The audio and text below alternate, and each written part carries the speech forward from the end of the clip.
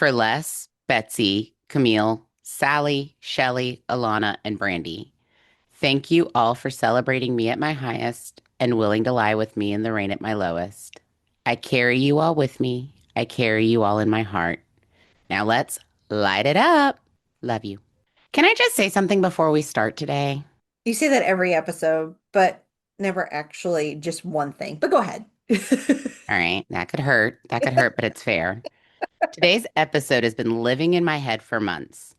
Months. Because I think we talk about these series constantly, and we love these series, but we're not giving enough credit to the thing that actually truly makes them work. The friendships, The the female female friendship. friendships. Yes, the female friendships. We are so focused on these love interests. And we love the love interest, and but we need to focus on what carries these women through all of this. Right. And these love stories are absolutely important, but we return and we'll return to that focus. Yeah. But today we're going to turn to the females. Today we're going to talk about making a case for Danica and Bryce, for the Wallflowers, for Violet and Rhiannon, and the whole Akatar female friendship situation and how they're not subplots. They're just the whole point. They are the whole point. Load-bearing walls. She's been saying load-bearing walls for 2 weeks, and I have to say it works. It really works. Thank you. Thank you. I workshopped it. Get your tissues ready, by the way, guys. We're covering 4 series today. We got lots of feelings. Your damn dedication to start this episode. Someone's already crying, guys. It's her. It's her. It's less. We're in a safe space. It's all good. Are you ready? Let's do this.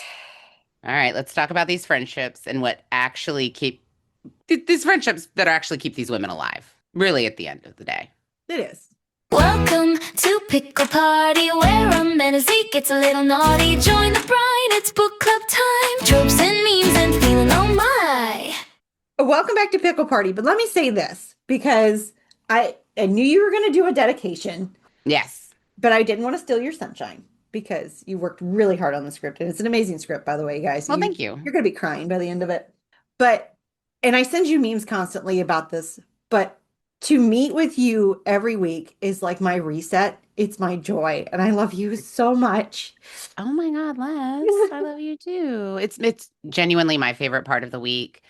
This week specifically has been bonkers. It I'm has been. subbing these kids, y'all's kids, the week before spring break. Do something nice. Do something nice before breaks for your teachers because these kids, they don't have brains. They don't think.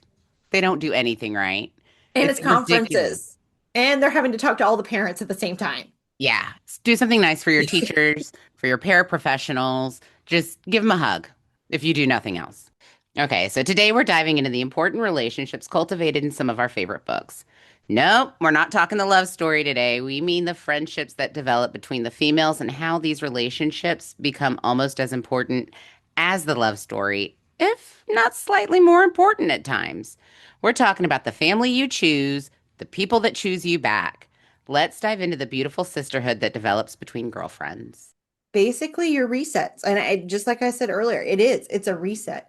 You have your significant other and they are your rock and Yeah.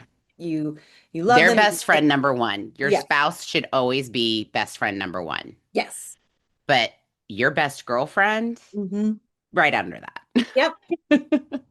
And knows everything. And knows to delete your Kindle info and Yes. Yes. Yes. as they're running when you Yes. got and they're gonna play a bomb ass, mix CD or whatever DJ for your funeral. Yes. Yes. I prefer that. I prefer There's that. gonna be no crying. We're gonna fucking party. That's what I want. Mhm. I want you guys to have like a barbecue. Not the whole Like I'm point. fun in real life. I don't want to be sad in death. Right. Right, this got weird. All right. So a woman who has no meaningful relationships outside of her significant other, she's just a plot device. She's not a character. She's not really worth reading about. She's got to have relationships outside of her love interest and the friendships in these books. They reveal personalities, Mhm. values, humor, and vulnerability between women is a vulnerability that's very different from a vulnerability you show with your romantic partner. Right. And you see things so differently in these female characters when you have these moments with their friends outside of their love interests. Yes. And they get to be like girlfriends. And they And get for to, some of these women, these relationships are more important. yes, and they can be.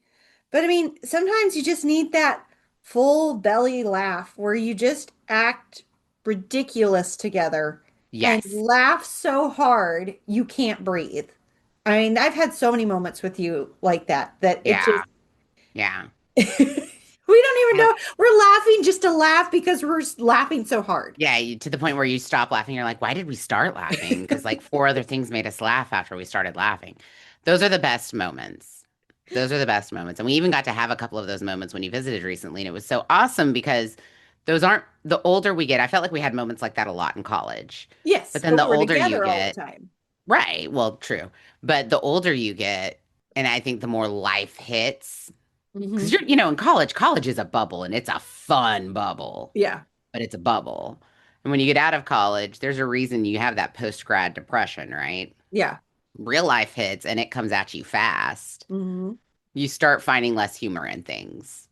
And so it's nice when you have somebody that you can find humor in that stuff with. Yes. And especially like long distance, like best Yes. friends. We may not talk to each other every day. We may, No, we do. well, yeah, we do. Well, But I through mean, text. I mean, right. I mean, we don't get to see each other. But when no, we do see each other, it's like we never missed a beat. no, no. And it I've got just several friends like that. I've got like pretty much most of the people I said at the beginning of this podcast have been like that in and out of right, my life. And not even in and out of my life. They're always in my life. It's just not people I get to talk to every day. right. So, with that being said, it's time to forget the slow burn romance for a second. We're going to talk about these friendships that actually make women feel whole in the end. Love interests come and go, and a best friend who could burn the world down for you, that's forever. That is forever. All right, so we're going to start with this first book. The first book I present us with is the Crescent City series, obviously. Obviously, we're going to talk about Bryce, Quinlan, and Danica Fender first. Yes. This is probably the most genuinely and emotionally complex relationship out of her series, like all of her series together. This relationship between Danica and Bryce is so powerful. It reminds me of that genuine sisterly love between Elsa and Anna and Frozen. Like Hmm. Yeah. that act of true love is truly between the two friends and it's not at all romantic. It's a genuine, No. I choose you as my sister, my person. And that's so deep on such a special level to me. It When is. someone chooses you as equally as you chose them. And you have to understand with these characters too, Bryce did not grow up in a loving, stable home. Hmm. Bryce is a half and half, so to speak, is what they call her. She's half fae, half human, which is Hmm. very, she's considered a half breed. She's not okay in this world. And they don't like that she is not one or the other, and she doesn't really identify as one or the other. And her big secret throughout the first book, you find out at the end of the first book, and obviously, well, throughout the book because it's known in the book Hmm. between her and her family. Right. But it's becomes public knowledge that she is the Autumn Lord. What is it with this damn Autumn Lord? But the Autumn High Fae in that city, it's his daughter. Yes. It's weird that he's almost ashamed of her. I don't understand the relationship between Bryce and her biological father, if I'm being completely I honest. don't feel like they dive into it as much as they could. Right. And that's maybe for future books Hmm. to go into a little more. It's a very complex relationship. Bryce was basically raised by her human mother and her human stepfather, Right. who's the most wonderful, loving father that ever existed.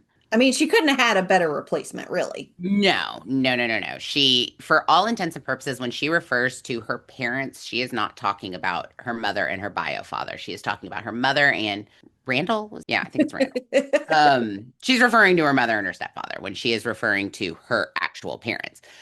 And Danica comes from a very similar background. She is, I just got, sorry guys, I did not do half the reading I thought I would do on my family trip, but I did get far enough into the second book to find out who Danica's father is. Mhm.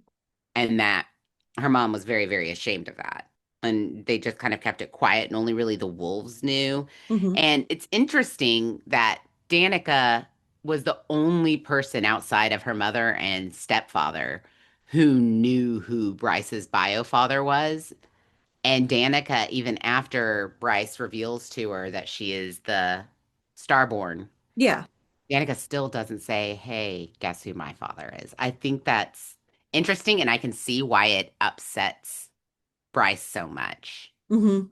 So Danica comes from a very powerful wolf line. Mhm. She is actually, probably because of who her father is, more powerful than her mother. Right.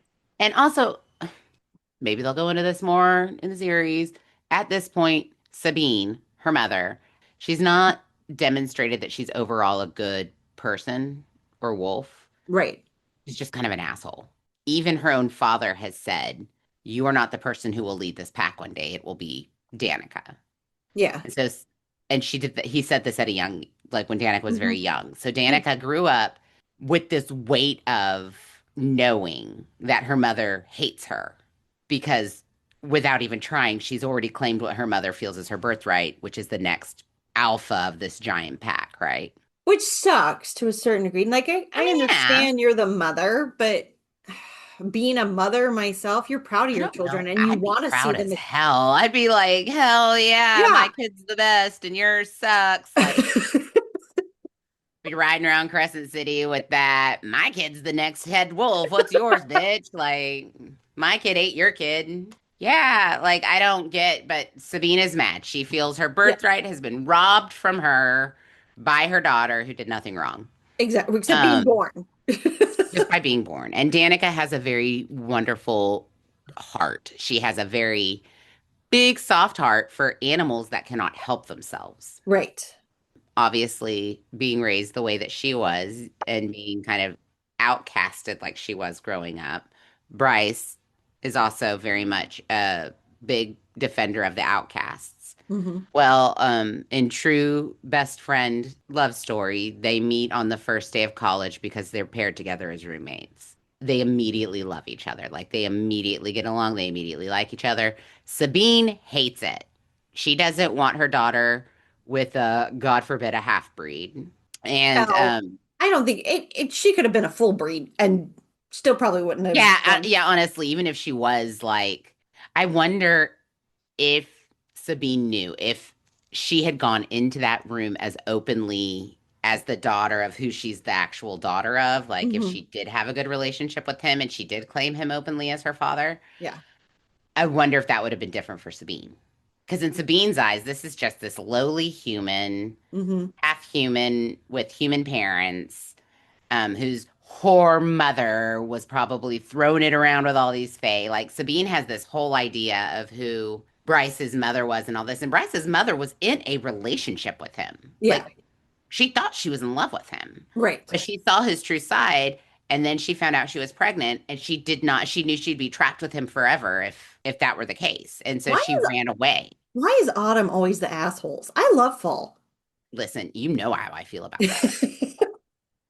I will get in a tizzy. I got married in the fall. I was born in the fall. My husband was born in the fall. I get in a tizzy about that. I get so mad because it's football. Like we love the fall, Halloween, football, Thanksgiving. Come on. I don't know. Anyway, I don't think Sarah J. Mussymoss likes the fall. So Maybe she's a summer girl. I think well, maybe, I think she's just a night girl. She might be. Yeah. Winter. I was going to say she might be a spring girl, but she doesn't make the spring sound very alluring either. We'll steer back in. I mean, right? Squirrel. They are these two misfits. They find each other and they choose each other. So after being rejected by both their families all their lives, they become each other's chosen family. Right. And they go on all these adventures together. They almost literally die together. Well, Um, yeah, part of her does die when Danica goes. oh yeah, no, but I mean like before Danica dies, like when she finds out that Bryce is starborn, they literally have guns to their heads. Bryce reveals who she is and then shows what a badass she is. True. Like, because as those guys are blinded, she's literally like tearing their, like killing them the way Randall taught her how to defend herself. Right. Danica's like, where the fuck did that come from? Hysterical. Because Danica was like, I should be protecting you. Like, I should be turning and protecting you. And Right. somehow you just saved my ass like that. Where were you hiding that? It was like when Leslie showed me her crazy math skills the last time I saw her. That is how I understood how Bryce and Danica must have felt in that moment when Bryce revealed the Starborn. That is, Danica and I have never been more kin. Numbers click with me, man. Yeah, how I never knew that. I still don't know. When Danica is brutally murdered, the very beginning of these series, we are not spoiling anything for you guys. This series is about this murder, really. Through her grief, you learn more and more about her and the meaning of her and all of what she meant to Bryce. Yes. And you feel Bryce's her grief. Bryce's grief is that of a woman who has lost a husband that she loved deeply. Yeah. Bryce's grief, she carries it with her daily. And it doesn't help, of course, that the media and the world, because Danica is a high profile person, Mm-hmm. Bryce was put under heavy scrutiny after Danica and the Wolfpack were murdered. That does not help her grief because No. the public somehow blames her for this attack Yeah. or for not being there to die with them. It's a very fucked up what happens to Bryce. So as Yeah. she's dealing with losing not just Danica, because she loved that whole Wolfpack. That Wolfpack was her family. Yeah. Well, it's that, and it not just like a spouse losing a spouse. I think it's losing a sibling. Like if you lose your sibling, someone that you've grown up with, you've shared your heart with, and Yes. you can be your true self, like Yes. that's major. So many memories, so many you're never going to get over that ever. No. No. No. It's just the way Sarah J. Maas portrays this relationship. You are so heavily invested in a relationship that is spoken of in the past tense too. Yes. Like you're attached to this relationship because you're reliving it through memories and through Bryce's grief. But you're And feeling like you almost live those moments with her. yes, yes. I mean, you are so devastated. I remember reading those books because, and like she manages because she kills some wolf pack off. I mean, it's literally in the first couple chapters of the book. Mm-hmm. And she literally, by the time she kills off this wolf in her magic way, you're in love with these characters. You're in love with this dynamic of this wolf pack. You're in love with Connor, and Mm-hmm. you want Connor and Bryce to happen so badly, and you're so excited for this, and Yeah. all of these things. And then all of a sudden, bam, like this wolf pack is not just killed, but they're decimated. Yeah. Like they are killed to the point where no drop they've done is gonna truly make them immortal. Like they are literally ripped and torn apart. And Bryce stumbles in after a night of partying to find them in ruins and then also be attacked herself Mm-hmm. and then run after the thing that attacked her. Ends up saving another angel. Like it's a whole thing that starts up this roller coaster ride when you see her again 2 years after this murder, because the murder happens. And then the next part of the book is immediately 2 years later. And you find out that she's basically been living in solitude. Danica had set her up with this whole apartment Mm-hmm. because Bryce was very proud and wouldn't, even though Danica had a lot of money because she had a high paying position and she came from money, she refused to let Danica pay for their apartment. She wanted to put in her part, and Danica was fine with that. She appreciated Bryce's pride. So they lived in a shit apartment when Danica and the pack were murdered. They weren't living in a nice part of town. Right. And what Danica had done shortly before she died was set Bryce up. And of course, without going into the whole plot line of what really happened, because we'll break those books down later, she finds out in her Bryce's basically Danica's will, Danica just takes care of her, has Mhm. her set up. Honestly, I don't even think Bryce has to work. Yeah. I think she chooses to work to keep her mind busy. which I don't blame her. Not at all. Not at all. I would go crazy sitting at home and thinking about that constantly. She just kind of accepts that there was a crazy demon that broke into the world that killed her best friend and well, all of her friends. And she literally has two friends left to her name, Juniper and Fury. And Fury is kind of fallen off the face of the earth. Kind of. You find out why later. There's a Mm. lot going on. But Juniper is just another one that we kind of need to give an honorable mention to because there's a scene where you find out later, and it's told in past tense, but you find out that Bryce is just so at her wit's end. And she is like standing on the ledge of her building and she's ready to jump. And Yeah. she's talking to Juniper. And Juniper hears her. And Juniper gets off the phone with her and just rushes to her Hmm. and just sits with her on the ledge of the building all night. Like, just sits with her. Doesn't say anything, just sits with her and stays with her for days after that. Yeah. That's kind of what I was talking about at the beginning with the dedication. Like, if you're going to be there for my happy times, that's awesome. But there are times when I might call you and say, I'm lying in the rain and I'm not good. And Hmm. what you choose to do with that information is going to tell me what kind of friend you are. Right. And that to me was very powerful. So I just want to give Juniper a shout out because that was a moment when another female friendship saved a life. 100%. I would say, I don't know. I don't know what would have happened if Juniper hadn't have been there. Like, would that have been the end of the book and we were just going to find out more about Yeah, what no, was I going on in the mean, world? it could have been intense. Yeah. I know that losing somebody to suicide when they're a good friend is hard. Hmm. And unfortunately, you and I have both Yeah. had that experience. And there's a lot of, did I miss it? Did I Mhm. miss the signs? Did I do enough? Did I check on them enough? Was I there for them the way they had maybe been there for me? And I think that's inevitable when Hmm. somebody chooses to take their own life. I think that it would be a horrible place to be in, Hmm. to think that the world is better off without you. Right. And I can't imagine being in that kind of pain. But I would like to hope that if anybody else in my life was thinking of doing that they would call me and let me know. And I would drive all night. Yeah. I would do what I need to do to let them know that they are loved and that there are other options.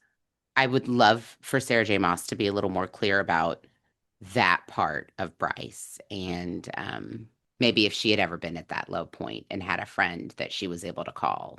I would love to know her theory of where she got the two characters, like what she based it Yes, off. what inspired Danica and Bryce? Because she said in the interview on Call Me Daddy, like that was a fun side note, a fun side project. She started that blossomed into something she never Hmm. thought it would. The Crescent series, City series. So I don't know. That's a good question. Yeah. I would like to know what her inspiration was for those two friends, but their friendship is so intense it carries the weight of the plot line of the books. And it's impossible to ignore a love that's that deep. And it's kind of a thing where even Hunt is kind of like, listen, I know I'm always going to be number two. Danica's always going to be the one who owned your heart. And again, guys, I cannot say this enough. It's not in a romantic way. No. It's in so much, it's such a beautiful way. I don't know if I could talk about that one anymore because I'm going to lose it. But well, Now Sarah you J. get Maas to basically cry. said, yes, I am. Okay. Sarah J. Maas basically said, let me write you a love story and then made it about a best friend. And we just never recovered. I never No. recovered. I feel those two characters, their friendship and their story and just their life together impacts you way more than any of the other characters Hmm. that I've read in her series. Yes. Yes. That's to me the most intense friendship I've read about in any of these books, in Yeah. any of my books. So that's what really makes me want to know, where the hell did this come from? Did she Hmm. lose someone? Hmm. Is she talking about a best friend that she has, how she would feel if this happened? Yes. I would love to know who's her Danica, And who's her Juniper? who's her Juniper. Exactly. And who's her Fury? Yeah. Even more importantly, who's your Fury? I feel like her circle of friends are looking at her going, which one of us is Fury, bitch? Although So it could not be, it might not relate to her at all because maybe not. like Maybe not. She's just really great at writing these stories. So there's no telling. Maybe not. because Maybe like not. I know that her mother-in-law has asked her if, the smoky sexy Oh, scenes were yeah. her and Like, her oh, husband. Yeah, I can't even imagine. all right. All right, so for our next series, guys, I'm really excited because I'm going to talk about a Lisa Kleypas series. You know, I love Lisa. And Leslie does not read her stuff. It's not that she doesn't read her stuff, she just hasn't read this stuff. And so I'm going to kind of take the lead on it. Les, feel free to ask any questions. Okay, I'm just gonna listen. Okay. All right, You'll get a lot of uh-huh. that's okay. So there are four women in this group. Annabelle Payton, Lillian Bowman, Evangeline Jenner, and Daisy Bowman. Daisy and Lillian are sisters. Now, this series takes place in London, circa the 1800s of some sort. So it is historical. And it's during a time when Bridgerton time, when there were seasons and all the bachelorettes and the guys that were finally on the market for a wife were going to all these balls and courting and all. This is Mhm. the time frame setting that up. So these are four women and they're all very, very different women. Lillian and Daisy are from a very rich family from the Americas. So they're American and they're specifically New Yorkers and very crass. Mhm. And they're having a very hard time fitting in into the London social season. And their mother has these huge aspirations for them and to marry into the aristocracy so that Okay. they can be taken seriously. Because they're not old American money, they're nouveau riche American money. Mhm. And even in America, they're kind of, even though they're like the most wealthy people in town, they're seen as very, looked down upon, Mhm. even though they're rich. And their mother, her bless her, has a very heavy weight on her shoulders about that. And she has four sons and two daughters. And Daisy and Lillian could not be more problematic. They are anything but ladies. They like to play what is called rounders, baseball, basically. Okay. And yeah, like the early version of baseball. And uh, they're very wild and they have all kinds of fun stories and they're best friends. Also on the London market this season is Annabelle Payton. Annabelle's gorgeous. She is your true English rose. She's blonde haired, blue eyed, exactly what most men, very dainty. She has all the manners. Comes from an old lineage from the ton, basically. She's not like maybe her father was a lord, I'm not sure, but he didn't do well with his money. And when he died, he left her mother, her brother, and herself pretty poor. They still have status, but they are slowly losing their money. They're bleeding their money. And it's not a secret that Annabelle desperately needs to marry well and does not have money, does not have a dowry. So a lot of these guys who are on the marriage market for this time, they're looking for women with money because the aristocracy bleeds money. They live well, they live off their lands, off their people. When they refuse to advance with technology and cropping and all that, they're not yielding as much. They're not bringing in very much money. They're making poor investments. They're losing a lot of money, a lot of it. So they're when they go into these marriage markets, they're looking for these girls whose daddies want them to have a title and have the money to give them. That's what they're looking for when they're looking for these wives. They're looking at their pocketbooks. And you see that through all historical series. That's not Yeah. just this year. That's like a thing. Like Bridgerton, all of it. And that's Mhm. the Bridgerton girls are very high on the list because they all come from money because Anthony is very progressive and has managed the funds well upon Edmund's death. Anthony is young when his father dies, but he's still an adult. Oh, another great series. I can't wait to talk about that one. But uh, that's a thing you see a lot with the Lisa Kleypas novels, specifically in the Wallflower. All of the four male protagonists in these four books. There's four books and a little fifth novella, Wallflower Christmas, if you want a fun little seasonal one. But each one has its own storyline. So these girls meet at the very beginning of the first one, which is a scandal in spring. Oh, and Evangeline Jenner, sorry, the fourth one. She's beautiful redhead, kind of voluptuous, but she has a stammer which is very looked upon. And her father owns a gambling company, or not a company, a gambling club, sorry, like a very famous gambling club that all of these guys who are looking for a wife, they're members at Jenner's club, Oh, that's funny. but they won't touch his daughter. And his daughter's being raised by his late wife. Her mother died in labor. Her Mhm. mother was aristocracy Mhm. and had run off with the boxer. He was a boxer at the time. She ran off with him, had Evangeline, and then died in childbirth, or maybe shortly after.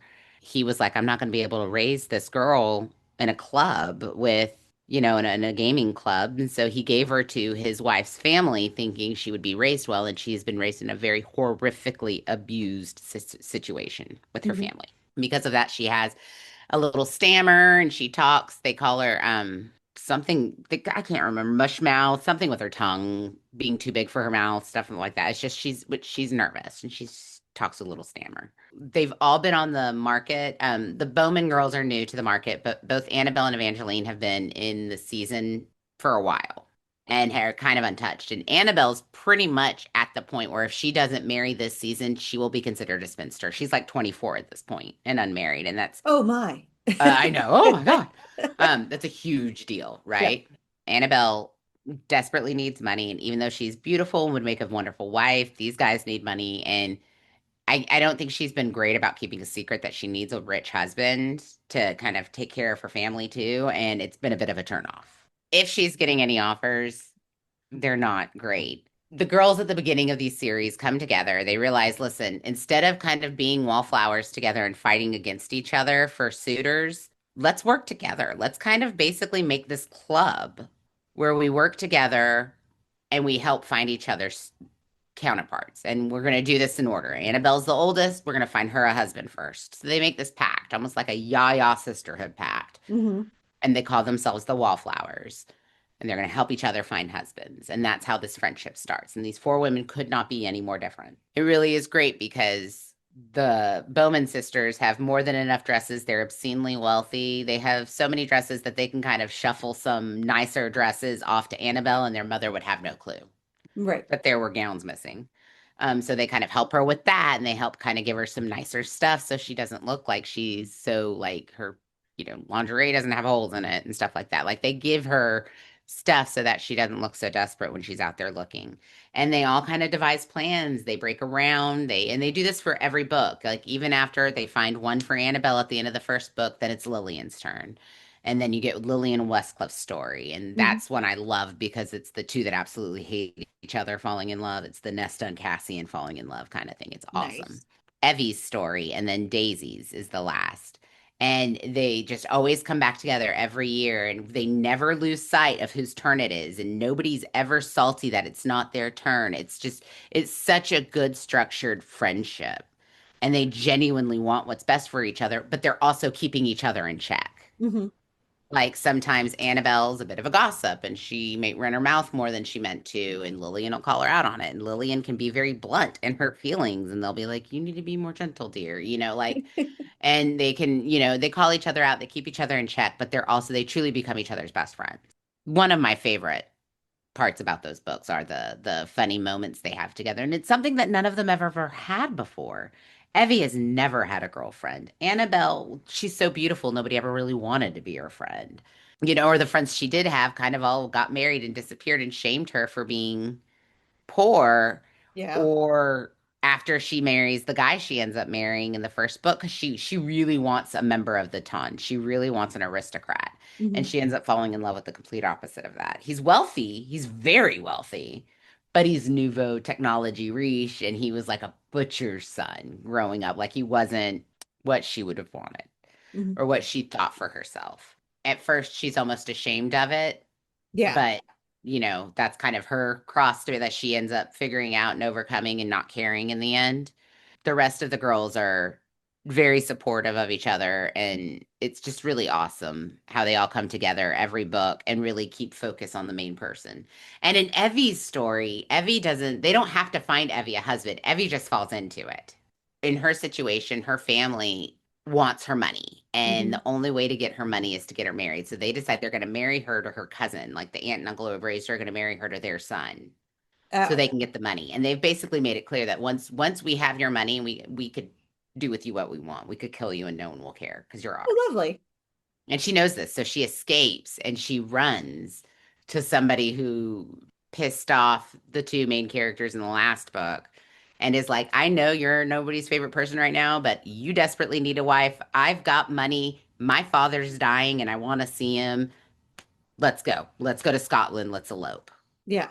And this guy is so desperate. He's like, all right, let's go. So her book starts off with her marriage and then how the Wallflowers come together after they hear the news to support her through that situation. It's a great story. It's a great setup. And again, their friendship is so special. They all end up having children, then they all raise together and they're all best friends. And they manage, three of them manage to basically marry best friends. Hmm. Simon Hunt, Annabelle's husband, Lillian's husband, and Evie's husbands are all very good friends. Daisy's husband is kind of he's from America and he's kind of the outlier. He fits in well. Westcliff, Lillian's husband, he's kind of like the big dog on campus. And if he likes you, everybody likes you. So it works out that all their husbands get along too. It sets up not only this great friendship and this dynamic between these women, Lisa Kleypas sets up this world with this storyline Hmm. and with these books. And you see specifically Evie's husband and Lillian's husband, and Evie and Lillian both. You see them in other series, not so much the other two, but those four, like those are the ones you see the most in other series. And that was always a lot of fun. You see those characters later on in the series you started of hers. Yeah. Ravenel series. I love authors that do that, like Yeah. your little callbacks or your connections, or a, I always think of there's this Always Sunny episode where Charlie has this board where he's working in the mailroom. Have you seen that one? It's been And a so while since I've watched It's Always Sunny. so he's connecting all these people to who this person is. And it's almost like I feel like I'm doing that when like Sarah J. Maas does a callback. Oh yeah, like your investigative board with the like Yes. strings and stuff. Yes. Yes, it kind of gets like that in these worlds. But she does a great job with it, and you get four women, a London season. None of them have any interest in tearing each other down. It's genuine friendship from the get-go. They're everything a true sisterhood should be. Mhm. And it's the driving force of the series. Yeah. The more they get married, the more freedom they have and stuff, the deeper their friendships can go. Because some of their parents aren't thrilled about their friendships either. It's a fun story. It's not one that you see very much anymore among women. I don't know. I think there are still that between women.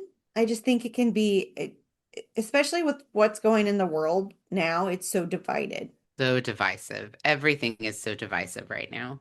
And it's nice to be able to just let go of all of that with your girlfriends and laugh about stupid shit like the dirty books you're reading Yeah. and be not mom, not wife, not just anything, just be you with Yep. your best friend and laughing about the stupid shit you used to laugh Which about. gets lost so much. I mean, as we, Yeah. I mean, sometimes I feel like I'm just in mom mode or I'm in work mode or, Hmm. and it's That's been nice this week for me. just to Been be nuts. me. Yeah. This is the best part about Unapologetically the few me. hours we record. It's like I get to just be me. I get to hang out and talk about my favorite things. Like this is my hobby and I enjoy it. I'm Yep. liking, like this is my me time and I love it. And And I it's get to share important. it with you. Exactly. And I get to just, there's no filter. That's what I love. Yes. Now we can be very I have to transparent with filter each other. myself every single day. And I Yes. don't have to here. Yes. Or put a mask on. I get so Oh tired of yeah. putting mask on. You probably have to wear masks a lot too. There's a lot of, I probably have a closet of like 20 different masks. I could believe that. I could totally believe that.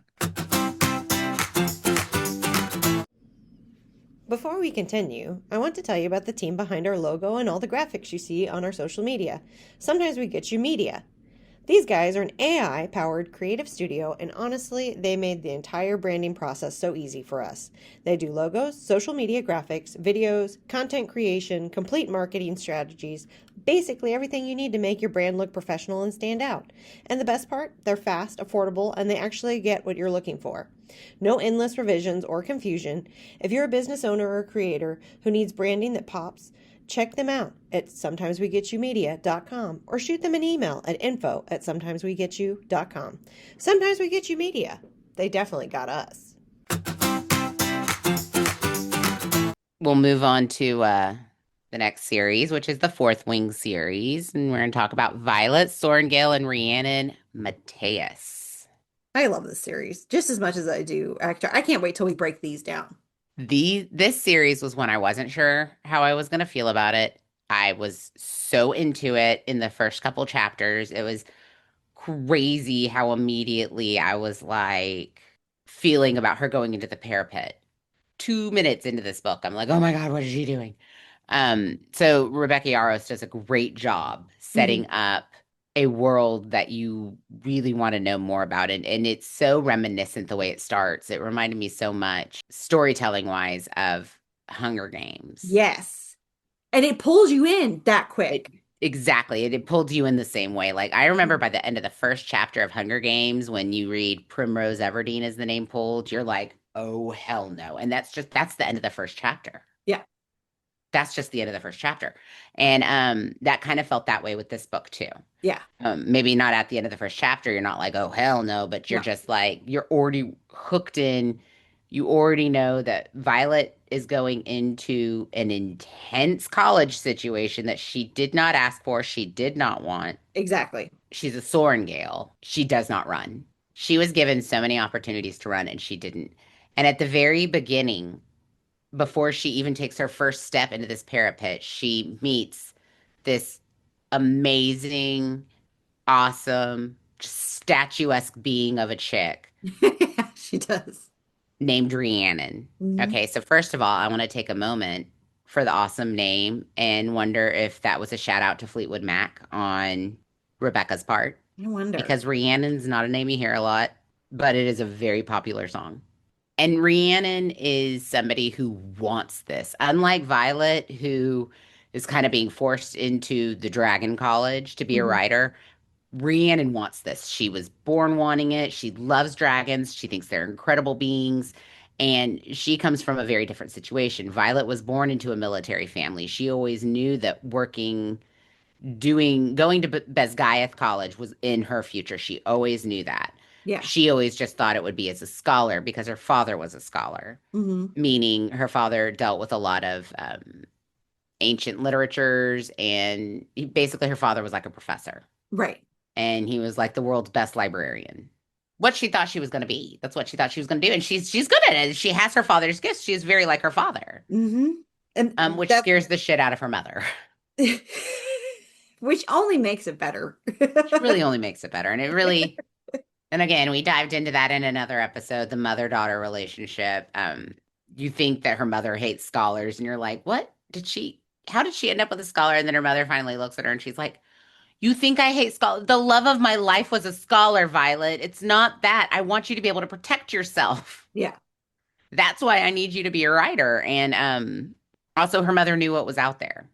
Yeah. She could Her see the mother writing knew on what the was wall coming. was coming. Yeah. Yeah. So she wanted to know that her children could protect themselves. And it totally changes your view on her mother. As a mother, I get it. Yes. I don't understand her methods, It's but I same. get it. Yeah, that was about to say. I don't know if I would necessarily done the same thing I she don't did. think I would have approached it the same way she did, but I understand Yeah. what her motivations were. Yes. Because when you're the mother of a special needs kid, that's all you think about. That's a constant ticker in the back of my mind is how can I best prepare my child for this world? How Mhm. can I best prepare his brain for this world? And I mean, and I don't think I'm any different from any other parent. No, I mean, you're constantly thinking of how you prepare your kids. 'Cause all your kids are different. Like Yes. they all have their own needs. I have one that loves to be right in the middle of the spotlight, and then I have one that like if he's not perfect, he freaks out. Yeah, my sisters are like that. My sisters could not be more different. Her three could Yeah. not be more different in that way either.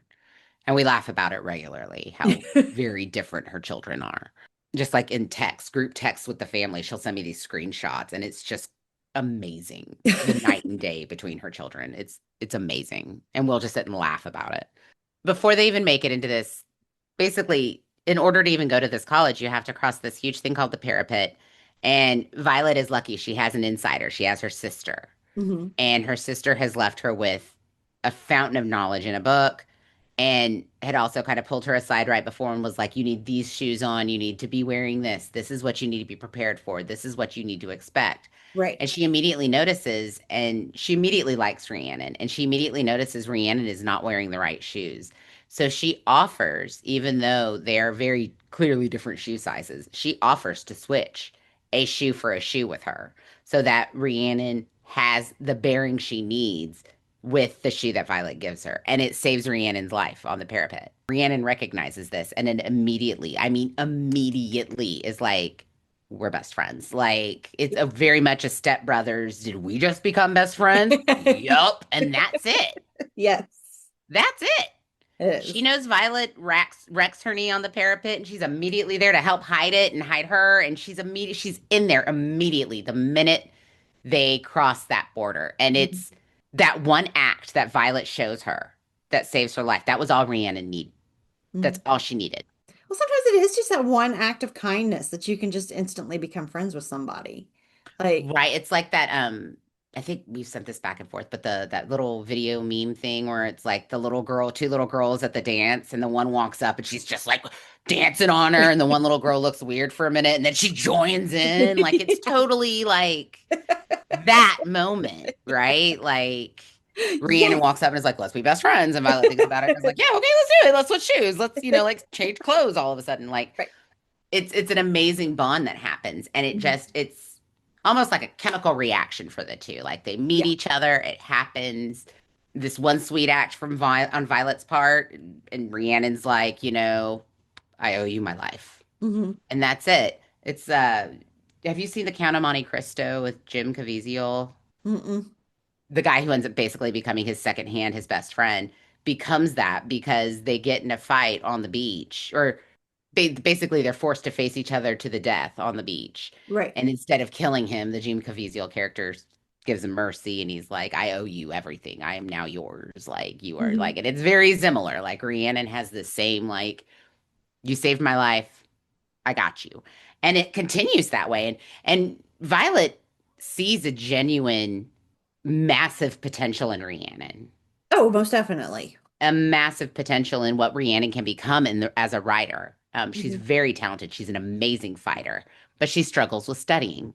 Yeah. She immediately notices Violet's brilliant, but really needs help on her hand-to-hand combat. Yeah. So it's just they make the perfect team together, and they can team up and help each other. Jonah Hill, Channing Tatum, they're comedies, they're hysterical, and they're based off of an 80s show with Johnny Depp where they're undercover cops at a high school. The 21 Jump Street. Yes, thank you. The 21 Jump Streets. The very beginning of 21 Jump Street with Jonah Hill and Channing Tatum. If you haven't watched that movie, it's really funny, Leslie. You really should if you Okay. haven't.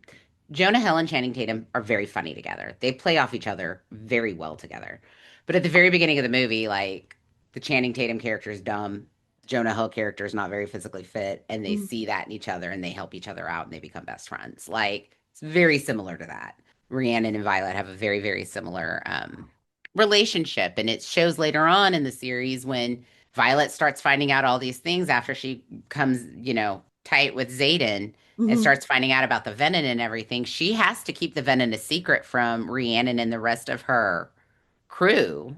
Yeah. Like these people she goes through this college with, and they don't all survive as they're going through this, but No, they there's they people dying because they're not constantly. all surviving and every day could be their last, they form this very, very tight bond. And they swear that all of them, I think it's like what, four or five in the end? It's Yeah. her, Rhiannon, Riddick, Sawyer. I guess it's just the four of them from Hmm. their original group. Yeah. And they all agree, and I mean, it was like an original group of like 10, and there's only like four of them standing. And they all agree, like, we will finish this together out of their wing. Like, they will finish this together. And so they very much all there for each other. Really, all four of them have a very tight friendship. But it's really Violet and Rhiannon's friendship that starts this relation, like that Yeah. starts this Bond. group. It's their bond that starts this thing. The first thing Violet's sister says to her going into the college, don't make friends. Nobody's your friend. They all want you dead. Like, killing is not off limits in this college, guys. Which is not untrue. I mean, how many times has she gotten in a situation where someone was ready just to stab her? Multiple times. And it happens a lot. Like, there's a reason we call this Hunger Games meets Dragon College, Yeah. because there are certain times you're not allowed to kill someone, but it happens. And it's not Yeah. just happening to Violet. Like, it happens. You hear about it throughout the series. Like, they're on Yeah. the fighting mats fighting, and one guy gets too intense with the smaller guy. And, oh, he snapped his neck. They're gonna Yeah. call his name and roll the next morning and say he's dead, and that's it. Like, Yeah.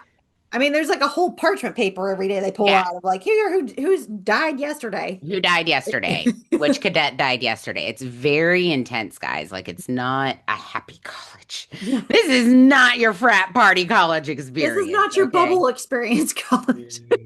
No. Les and I used to hang out at a bar called the Bubble Lounge in college. They ain't hanging out at a Bubble Lounge. I can promise you that.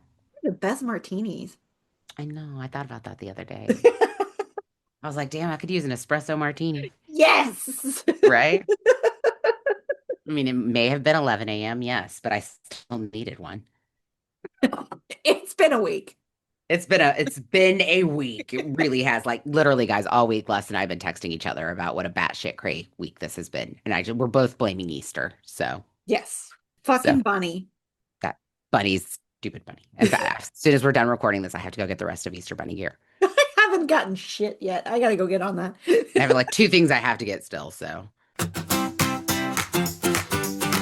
that forms the basis of this relationship for not just the girls, but really for their whole group. But it also, when Violet has to start keeping secrets from them, it tears her apart. Yeah. It's literally killing her to the point where she's finally told, tell them and let them in. And she struggles finding that balance because she also wants to protect them because she knows the minute she tells them the truth, there's a target on their back. Exactly. They're mad at her for not being honest because throughout the whole first part of the second book, she's pulling away and they hate it. They don't know what's going on with her, especially Rhiannon. And Rhiannon's begging her throughout the book, tell me, tell me, tell me. And when she finally does, Rhiannon's like, I don't know why you couldn't tell me that. I needed to know this and I believe you. And I think maybe Violet was afraid she wouldn't believe her. I don't know. And Violet, that was her concern. I've got to tell Rhiannon at some point because she's got to get her family out of there. Yeah. Because that's another thing. All of their families are at risk. Violet's is the only family that's not at risk at this point.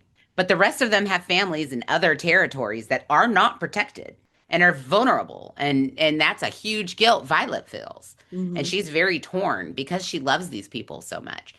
And so I don't think you can read these books without acknowledging those friendships, because if you don't acknowledge those friendships, you don't have that camaraderie with the crew, and you're not crying about losing Liam at the beginning of the book. You Oh, don't, that those one still friendships. hurts. That one still hurts. I'm kind of hoping there's a cauldron in Fourth Wing that will bring Liam back. I don't think there is. Massimas, Euros, you guys get together. Massey Moss Yaros, we need a crossover.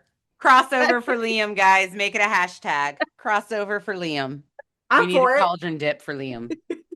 So, I mean, every other relationship in Violet's life comes with an asterisk. Rhiannon's one of the only one that doesn't. Rhiannon's the one, and she keeps reminding her that. Yeah. Like, Violet, I'm the person you can trust. And I think that is so obscenely important. Her mother's love felt conditional. Zayden's love can feel conditional. Oh, There yeah. are so many aspects of her life that feel conditional. And I don't think she's felt an unconditional love since her father No. or her sister. She and her sister are very, very close. Yeah. Mira's different. But it's an unconditional love that I don't think she's ever felt from another female friend. That is so important to her. And she recognizes it. And that's why keeping those secrets are so hard for her, because she knows. And she's almost expecting judgment, even though Rihanna's not one to do that. But she has it in her head. There's going to be judgment. No, there is. And it's also, I think, so much of the guilt of who her mother is. Well, yeah. Lore around who her mother is. Because I think, we find out that her mother didn't want the kids to witness their father's death, or their parents' death. She didn't want the rebellion kids to witness their parents' executions. She thought that was horrific and unfair. That was other people who wanted that. Yeah. There are a lot of things that everybody believed were her, but weren't. I kind of want to know more about the stuff on Zayden's back, because Violet is so angry about it. She wouldn't let her or Zayden explain about the scars on his back. And I don't think it's something her mother wanted to do. I think it's something Zayden wanted, and it has to do with his culture. Mm-hmm. But Violet doesn't want to hear about it. She's completely uninterested. I'm telling you, we need to do a deep dive into these. I know. It's kind of, I'm trying so hard not to go into other parts because it's so easy to start talking about other aspects of the story. Yes. Because their relationship revolves around so many other aspects of the story. I mean, Rhiannon's also her leader. She's her wing leader.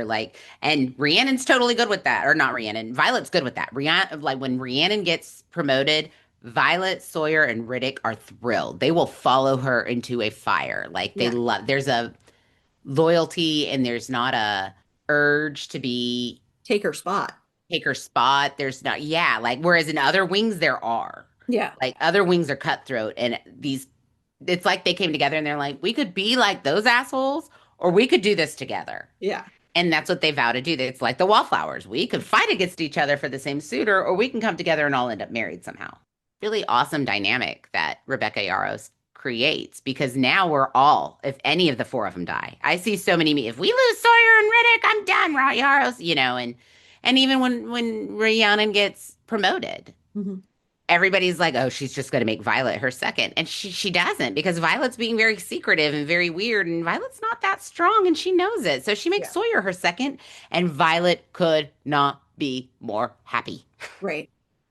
Violet's got enough on her plate with Taryn and Zayden and her little adolescent girl. She don't need to deal with being second in charge. Right. All right. She's got Darna. That's enough. And Darna is enough going through puberty, okay? She's enough for probably 3 people, but Yes. I love her back and 3 forth with people and a Taryn. dragon. The way they bicker is so genuinely a father and a teenage daughter, and it's so Yeah. fucking funny to me. Yeah. Like her little, like, I don't know, back in the day when you were ancient, yeah, maybe, but that's not how they do it now, Grandpa. Like, that's very much her attitude with him, and I love it. It makes me wonder if Rebecca Yaros's daughter is a teenager. If, like, she's modeled conversations between her husband and her teenage daughter after those conversations. And so with that, we're going to hop into the ACOTAR series because we got a couple groups of friendships we need to talk about with those. I mean, before we even start with ACOTAR, we're going to give an honorable mention to Elaine, Carradine, and Nuella. We're just giving them honorable mention because I think we're going to learn more about that friendship. They do develop an awesome relationship with Elaine, and they kind of help get her out of her catatonic state by teaching her how to, bake and stuff. And she develops a relationship with them that's acknowledged later in the series by both Feyre and Nesta. Feyre with happiness, Nesta with jealousy. But we don't know much about that relationship because, again, we're waiting on Elaine's story. And I think we will get that view into that relationship in Elaine's story. But it's obviously an important relationship, so we're going to give it honorable mention and throw some love to those. That'll be in a court of who the fuck is Elaine picking? What was it that I sent you this morning? A court-ordered paternity test? Yes. That was the hardest I've laughed so far. Who's Lucian's daddy? Baron, you are not the father. Helion's all sitting on the side just smirking. Helion's like, yeah! Helion walks in, let's go! Let's go! Lucian finds his place. Oh, that make me so happy. I think that's what we're all waiting on, is Lucian to find his place. I think that's how we'll know the series is over, is Lucian's finally happy. Or God, I hope she doesn't kill him off. Please don't. I hope she doesn't, but I've prepared myself for that. Okay. I will not have another Liam situation on my hands. I'm gonna be crying. I'm just gonna tell you. Oh, well, obviously. So we'll start with the first friendship we see develop. That's Feyre, who's never had a friend before. She develops a relationship with Morgan and Amryn. They're the ladies of the Night Court. This friendship that develops between them, it's not just emotionally significant for Feyre, because I don't think she's ever had a friend before, but it's a significant part of her healing process. Yes. After leaving the Spring Court. Morgan, when she meets Morgan, she's really at her lowest. Yeah. And Morgan just comes bounding in, all energy, all happiness, and is like, all right, let's get you healed up. Let's do this. Like, she's ready to be best friends. And Reese is, kind of like, okay, calm down there, puppy dog. Like, you are way too much. You are in her face. Like, calm down. But she's been to that low point. She knows where she's at. She's like, girl, we're going to get you back up and going. Yes. And there are things that, Feyre gets to talk about with her and Amryn later that she would never talk about with the guys, like no. the wing size and things like that. And, the scene in the middle of a war is when Morgans decides to be like, hey, let's take a walk so I can tell you about my sexuality. But it's after they've had their big fight. After they've had a huge fight. They finally, just like all strong female friendships, there's going to be a big fight at some point. And in this fight, they kind of call each other out for things. Morgan is feeling a lot of resentment over certain things that have happened to her. And I think she takes it out on Feyre. And while Feyre understands where she's coming from, she's also having a lot of feelings. And she's tired of seeing what she thinks is Morgan fucking with Azriel's mind. She's tired of seeing Morgan play with Azriel and what she thinks is this weird foreplay game. And she just wants them to admit they have feelings for each other and put the guy out of his misery. They have a huge fight and they don't talk for a few days. But after Feyre goes on like this crazy life-risking mission and makes it back, Morgan knows like, I thought I was never going to see you again, and I had major regrets because I wanted to talk to you. And they were already sorry. Immediately, they're both like, I'm so sorry. Yeah. And Morgan's like, take a walk with me. And that's when she confesses who she is, what she prefers, and why she does what she does. Hmm. And Feyre is so thankful that she shared this information with her. And she Hmm. vows not even to tell Reese, which is huge and kind of hard to keep from him when he's in your mind all the time.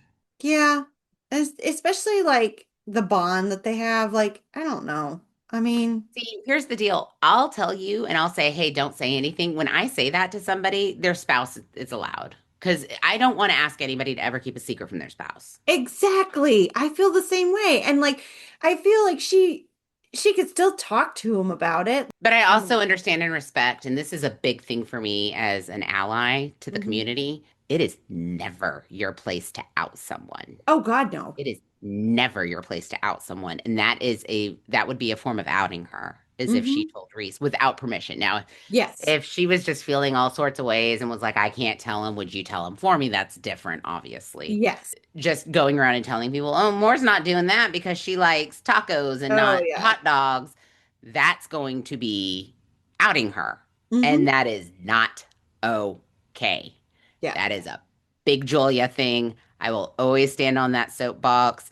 It is never appropriate to out someone. It is never, ever, ever appropriate to do that. Yeah. I have seen so many cases where doing that to someone has resulted in suicide. Yes. Not okay. I can't keep a secret from Ed. Yeah. Can't, can't do it. And when people say, don't tell anybody, I will say, I will tell Ed. Like, I tell them, if you don't want Ed to know, do not tell me. Like, don't do it. He will know. And you know what? If it's juicy enough, Sarah will too. I'm gonna be real honest with you about that. So I appreciate that Moore trusts her with that secret because it's something that I don't think Moore's ever admitted out loud to herself, really. I mean, she knew it. She's just never said it out loud. And Yeah. she chose Feyre to do it with. And she also goes into, I missed this the first time when I like listening to it again, you catch so many different things. Listening to her tell the story the second time, I totally missed the fact that she had this deep love with the Golden Queen's ancestor. Like her first love was the Golden Yeah. Queen's grandmother. Yeah. And I missed that the first time. And that's why she took the Golden Queen being killed by the adder so hard. Totally made more sense. And I totally, for some, maybe I caught it the first time and I just forgot because there's a lot of details in these books. There is. And there's I don't think I caught it. yeah. I'm telling you, the reread hits differently, especially once you know everything. It does. I was talking to a friend about that who has read these books, and she was like, "Oh, I'm gonna have to do a reread, but I just don't have time to sit and read. I'm doing so much." And I was like, "Listen." She was like, "Really?" And I was like, "I'm telling you, you are going to catch so many details." And she was like, "You know what? I like that because I was telling her about how I like to read and then do the audible, like Mhm. read it, process it mentally, and then listen to it, do the auditory thing." And I was like, I catch so many more details the second time that I missed the first time. Yeah. And she said she was going to try and start doing that. I was like, let me know It what you think because I feel it like it hits different. it does hit different, and all the little tiny details that you can start making, like, oh, theories on this and theories on that, and like, We have texted each other so much recently with all these different yeah, theories about like who Fury and Amryn could really be. And yes, like, I was thinking more about that the other day when I was listening to the part where she sacrifices herself at the ends of Wings and Ruin. Like, mhm, there's so many thoughts, so many thoughts. But that was an important moment. And then the moment with Amryn and Feyre when Amryn is such a fun character to talk about because she is not a being who knows what feelings are. And she always thought humans were interesting because of how they're so driven by feelings. And yeah, she always almost in a way envied what like being able to function on that emotion, but she also recognized that functioning on that emotion made us stupid. But she never thought she was better than humans. no. She was so interesting because you would get that from her that she thought she was better than Well, humans. because of that feeling that she has, like you've said it prior, she's never going to be your girl's girl. She's never going No, to be like your BFF. She's going to no. be, she's going to have your back. She's going to want the best for you, She but would be like having the most autistic female best friend because she is going to be autistically honest with you. yeah, she's going to tell you like it is, whether you want to Yes, hear it or not. yes. And I say that, guys, before I get any hate mail, I'm the mother of two autistic children. I say that from experience. My Mhm. oldest will cut you down without even trying. Like, mom, those jeans don't fit great, and just walk out of the room. Like, He's just gonna be honest. He's gonna say it how he see it. Are we working on him being less honest? Yes. We're working on filters, but they don't come naturally. And that is kind of what Amryn is. Like, she has no problem looking at somebody and being like, you're being so stupid. This is such a logical Sometimes decision. you need that though.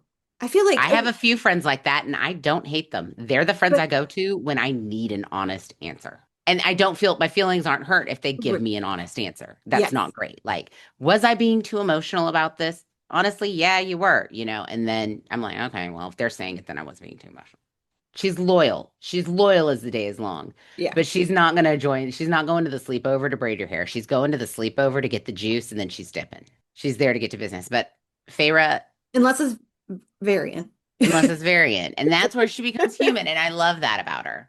Like when she says to Varian, like she looks at him and she's like, "Love was always the one I was the most curious about," and I think I felt it with you. Like that Mhm. was, and as much as Amryn can be a girl's girl, she is for Feyre and Morgan, and I love that. And again, these women are an integral part of your healing process, Yeah, I mean, and then not to even and in say, very different ways. and not even to say that, Az and Cassian weren't part of that too. Because Oh no, no, they no, no, had no. their own, All of the Court of Dreams were an yeah, integral part of her healing process, but we're focusing on the females yeah. in that group Because I right mean, now. I think we could do a whole series just on Reese, Az, and Cass. Like, Oh, that for sure. yeah, That's family. But when you look at how Feyre's friendships with Moore and Amryn compare to her friendships with her sisters, I can see why it's so important for her because that is definitely not a relationship she's ever had before. no, she doesn't know Morgan how gives to her the take it in at nurturing first. part. She gets the brutal honesty from Amryn. It works for Feyre. Yeah, And Feyre's not one who wants to be coddled either. I think she may have been a little bit more like their mother in that way. And maybe it's because she wasn't ever coddled. So when she does get coddled, she gets mad. well, it's Um, almost like you're trapping her again. yes. And I think that's what she feels. When she feels when you're coddling her, you're trapping her. And she doesn't like that. She doesn't want to be treated like a helpless animal because God knows she's not. Yeah. And she's felt that way so much when she was human. Mm-hmm. I could see why that's almost a trigger for her. Like I Yeah. get it. And they recognize it and they do everything they can to keep her from feeling that way. And Mm-hmm. I appreciate the way that Moore draws from her own PTSD to help Yeah. Feyre heal from hers. Mm-hmm. Because that's really important. And you can just see that just in the way Moore, if like Moore were a real life person, she'd be one of those people who volunteers to like be at hospitals Mm-hmm. when there are groups of people, and I don't know what the groups are called or whatever, but they're basically groups of women who are trained and volunteer and take turns basically being on a call list at the hospitals. And when a rape victim comes in, they call them in to just come and sit with them. And like that would be more. Yeah. More is really big on working with traumatized women, Yeah. especially the priestesses and stuff. Mm-hmm. And that's an important because that's so important to her. That is what really helps her with Feyre. And when even when she's in Mist and Fury, where she takes her to the cabin, Yes, and she's like, "Whatever you need, it'll just appear. It's okay. Just it's be okay. you." Be you. Yeah, she takes her to a safe spot Mm-hmm. and tells her to heal. Yeah. And that's something that only Moore could have done for her Yeah. No, if Reese in had that brought her moment. there, one, she was already pissed at him, or Yeah, even no, Cassian or Az. I don't feel like she would have gotten the same thing. no, And Amryn isn't the warm and fuzzy that would have. no. In fact, I got this line that I thought was great. Moore is the warmth you run towards. Mm-hmm. Amryn is the mirror that shows you who you actually could be and who you are. One is comfort, one is clarity. Feyre gets both and becomes a high lady. Correlation? We think yes. Yeah. We think yes. I think that's and they also there's different parts of Reese too. Like and these are things that Reese sees in them that's so important. And that's Yeah. why they're a part of his court. Mm-hmm. He sees these qualities in them. And he's just as torn when Amryn sacrifices herself as you hear him wailing when he realizes what she's done Yeah. during the war, as much as it deeply affects Feyre to be the one who does it. Just Amryn herself, period. Again, we've talked before how we do a whole episode on Amryn alone Yeah. and her myth and everything about her. I Mhm. really think we should because she is a fun character Yeah, she is. to talk about. But then we're moving on to the other female friendships in this group. And this might be I appreciate what Feyre, Moore, and Amryn have, but there is something about these Valkyries Yeah. I love Gwen. I There absolutely is love Gwen. something about I love Emery. Like there is something about these Valkyries that they put the bad in badass. Like Mhm. they are all extremely traumatized women. Yeah. And where Feyre and Amryn have been traumatized also, or Feyre and Moore have been traumatized, excuse me. Amryn Mhm. has not. Amryn is just Amryn. But all three of these women have had horrific tragedies. Yeah. Emery has basically had her wings clipped, which, I mean, that to me is like the female version of some Middle Eastern cultures do, and they basically castrate women. Hmm. It's absolutely horrific. And it happens. It actually happens Yeah. in the more intense Muslim cultures. And for them, that's the same thing. That's like an equivalent, is they clip these female wings so they don't, I guess, enjoy the freedom of flying. And that Mhm. was something Reese's mother always had, was her ability to fly. Her father Right. never, his father wouldn't, he thought that was horrific. He would never have clipped wings. Well, And that's one of the reasons that they got together. yes, he found her. They were trying to clip her wings when Yeah. he found her, and she was fighting them, and he was like, "Hello." And that's basically where that connection stopped. Mhm. They basically had really great sex, and that was it. They each have such trauma. Emery has had her wings clipped. Gwen has been horrifically raped Yeah. and left for dead. And we all know what's happened to Nesta. Lost family members. She was almost raped at one point. She's really suffering from her father's death at this point. She Yeah. can't be near an open fire because the sound of cracking wood reminds her of the sound of her father's breaking neck. Hmm. She is so angry with herself. She can't be friends with anybody else. She doesn't think she's worthy of love, Yeah. is really a lot of it. Because she feels that she is not worthy of love, she is basically slowly killing herself. She's drinking herself to death and she's sleeping with anybody who will move at the Yeah. beginning of the fifth book. She's trying to kill herself. And Reese, Feyre, Elaine, they're all at their wits' end. They don't know what to do with her anymore. Then she is forced to kind of go live in the House of Wind and make a change. While she's in the House of Wind, she has to do work in the libraries, and that's where she meets sweet little Gwen. As Nesta starts doing her training, she realizes how valuable it is to making her feel secure in her own body, and she knows that these priestesses, who are all very traumatized, Need that as would well. would actually feel some autonomy again if Hmm. they knew how to defend themselves.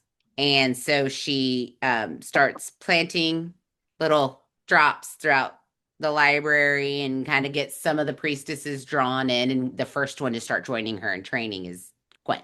Yeah. And then she also becomes friends with Emery at one of the Valkyrie, or not the Valkyrie, I'm sorry, at one of the Illyrian camps. Emery is Illyrian, Hmm. as I mentioned, and she has had her wings clipped, so she can't fly. And she was raised by a very sexist father. The Illyrians are very sexist, and her father was one of them, hence her clipped wings. And she was left to basically run the family business after her father died in the battle with Hybern. And at first, Cassian talks very fondly of her father, but then as Cassian learns more about how Emery was treated, he's like, wow, if I'd known that, I would have taken your father out. Cassian, being the sweet, wonderful feminist he is, and also knowing what happened to his own mother, which is Yeah. what drives him a lot for teaching these Illyrian women how to fight, is a big person behind teaching these women how to fight. He, as much as the other Illyrian men hate it, he and Az very deeply believe that it is important for these women to defend themselves. Yeah. And He's a giant teddy bear. He puts on this tough face and he's almost like a bull in a china cabinet. He can't go to the summer court because yeah, he can't go to the it's summer on the court because he breaks building. things. It's But just a building. yeah. But Build those he's in a couple got days. such a soft side. Yes, he's a giant teddy bear. He really is. And the love of his life before he met Nesta was his mother. And when he found out horrifically she was treated and killed, he was like, that will never happen to another Illyrian woman on my watch. Yeah. And so he fights with the generals and the other war leader camps. He's got a few that are with them that are like, yeah, we'll let the women train. That's fine. But most of them fight him on it. And most of them will only let the women train when he's there saying, where are they training? Why aren't they out here training? Yeah. Why are they doing chores first? Train, then chores. Like he's very, very intense about this. And I think that's another thing that just makes Nesta love him more too. Yeah. Nesta, when she meets Gwen and Emery, she's truly at her absolute worst. Yeah. And she lets them see this part of her. She lets them see this part of her and they choose her anyway. Yeah. That They the Because bond that all yes, three of those have at the end is just it's amazing. magic. It's magic. And it's what she's been so jealous of too, because even though we haven't gone into and don't know much about the relationship Elaine has developed with Nuella and Carradine, she's jealous of it. And she mentions like Elaine's got these friends in these rates. You know, there's Feyre, the High Lady, with Mor and Amber and her BFFs, and Mhm. I have nobody. Yeah, she feels alone. She feels very alone, and she's mad that she can't find that, but she doesn't know how. No. And She she's so wasn't mad at exactly taught to herself. be a She girl's can't girl. open up to somebody else either. That's the other problem. No, she can't. She doesn't know how to be a girl's girl. So, Nesta Archeron did not want friends. She filed the paperwork. She put up the signs. She made it incredibly clear. And Gwen and Emery could not read because they said, we're coming in anyway, I didn't think they could read, but they were going to come in anyway. basically.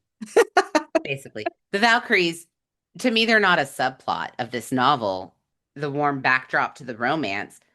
They're the heart of the Silver Flames, especially like when they're dropped on the mountain and they have to fight to find each other and their Yes. bracelets and help them. There's just so many deep, sweet moments. Hmm. And all they care about is finding them. And the only complaint I have is that Nesta doesn't finish with them Yeah. on the mountain. Now, Mhm. don't get me wrong, she basically saves everybody. Yeah. Because she's fighting that evil bitch, the evil bitch, if you will. Gwen and Emery get that moment that Cassian, Azriel, and Reese got to have together, where they like literally got to the finishing point at the top of the mountain together Yeah. and are all known as like the best. And Hmm. they got to share that moment. I just really, really hate that Nesta didn't get to do it with them. I really thought like she was going to kill the witch and be able to catch up with them, and they were all going to be able to do it together. Right.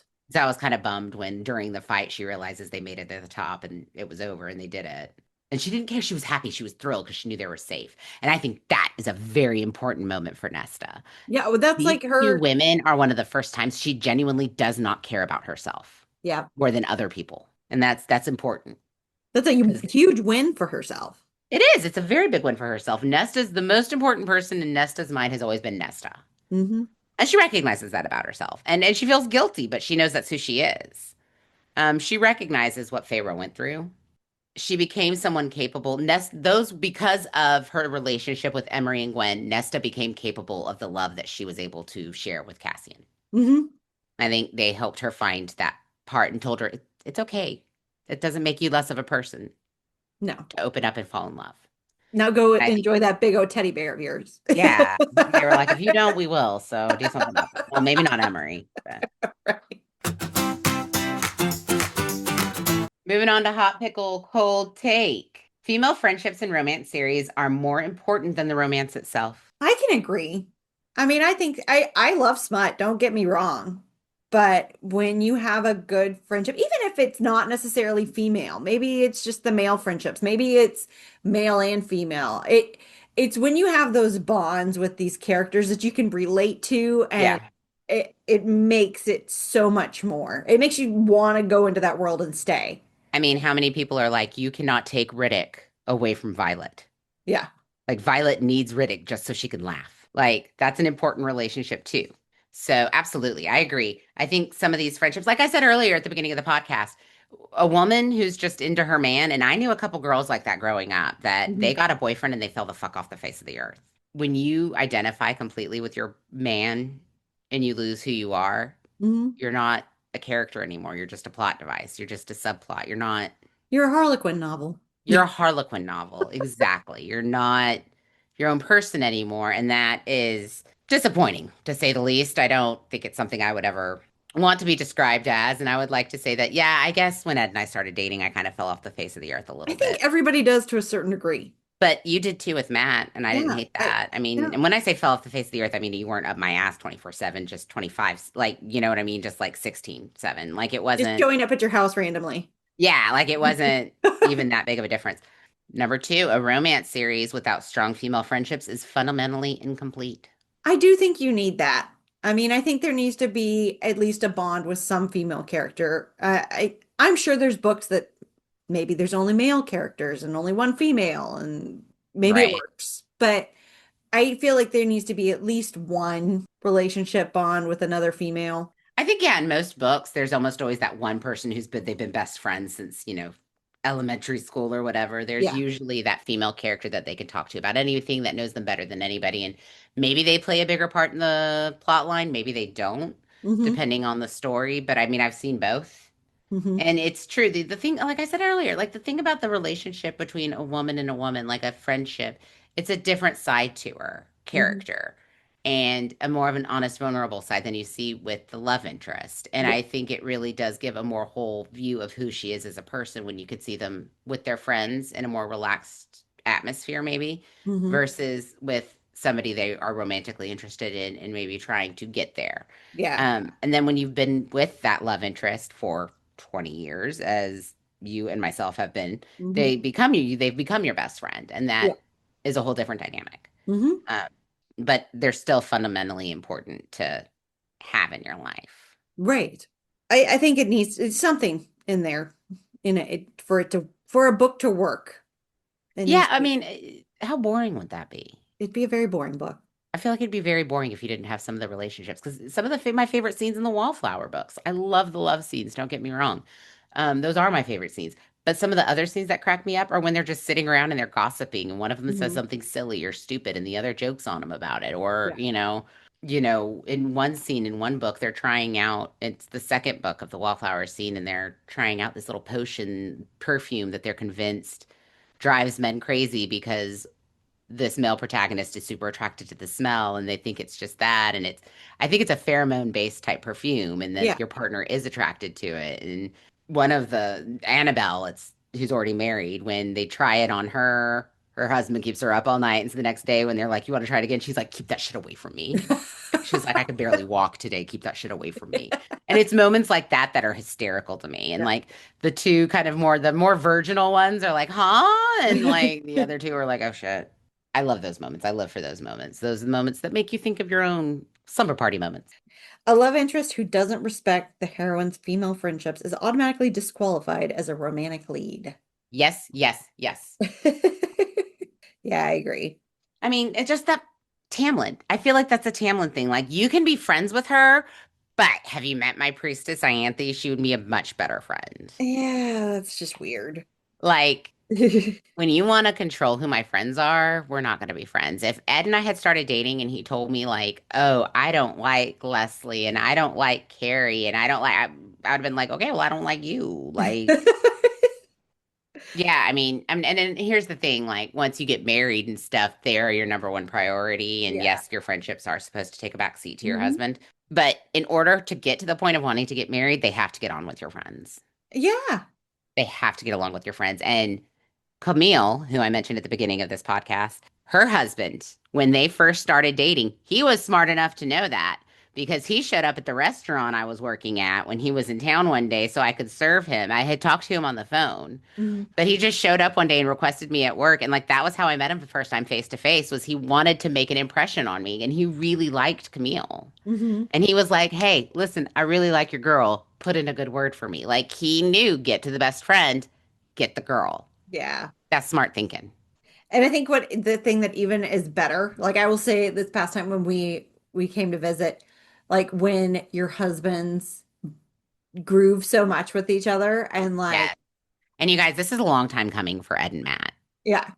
Ed and Matt could not have been more different in college, but now parenthood, being married to two crazy broads for, 20 years, all that fun stuff, they were cracking us up. We would be Yes. looking over and they would be so into a conversation and they were cracking us up With their mustaches. with their mustaches. Yes, they both have stashes. One looks like a firefighter, the other looks like a cop, and we give them holy hell for it. And they both look like they're from Chicago. It's amazing. It is. Yes, I can't help but say absolutely. You gotta love my friends if you're gonna be with me. And Yes, we got very lucky in that aspect. So, we did. all right, Brian babes, it's about that time. We want to hear from you. We I mean this as a serious personality assessment question, people. Are you Nesta pretending you don't care? Gwen naming things into existence? Or Emery quietly defying everything? I want you to think carefully and let us know which Valkyrie you are. What moment in any of these series regarding a female friendship hit you so hard you had to put the book down? Light it up. Yeah, Light it aggressivity is up. probably the one that hit me the hardest. That was the one when I saw that. I put it down and did the oh over my face. Yeah. Like, it's happening. Which of these friendships made you feel most seen as a woman and not as a romantic partner, not as a daughter or sister, but specifically as a friend? There are many moments, I would say, in Akatar. Yes. I mean, again, just more pulling her aside and being like, okay, listen, I'm sorry we fought, but this is how I'm feeling, and this is the feelings I've been sitting on. It's so many important moments, so many things we could talk about, and I'm sure we missed important things that you guys could bring up that were like, oh, snap, how did we forget that? Yes, So so tell DM us. us, comment, send us your hot takes at Pickle Party Pod. Join us next episode as we continue our journey into the world of Akatar, discussing just how much hell hath no fury like an archer on Sister Scorned. So until next time, stay brined, babes.